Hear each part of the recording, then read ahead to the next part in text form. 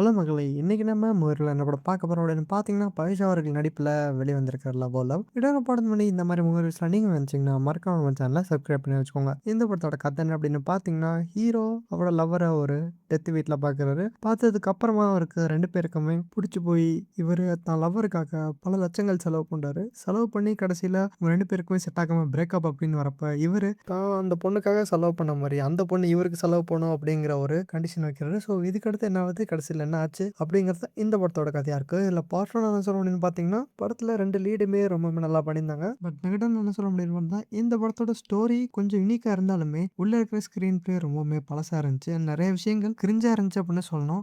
இந்த படத்துல காமெடி ரொம்ப நல்லா ஒர்க் ஆயிருந்தா, படம் ரொம்பவுமே நல்லா வந்திருக்கும். பட் இந்த படத்துல காமெடியும் ரொம்ப கம்மியா ஒர்க் ஆயிருக்கு. ஸோ அதனாலேயே இந்த படம் எதிர்பார்த்த அளவுக்கு இல்ல. சப்போஸ் நீங்க இந்த படத்த பார்த்திருந்தீங்கன்னா, உங்களுக்கு இந்த படம் எப்படி ஒர்க் ஆச்சு, ஒர்க் ஆகல அப்படின்னு உங்க ரிவ்யூ மறக்காம கமெண்ட் பண்ணுங்க. Thank you.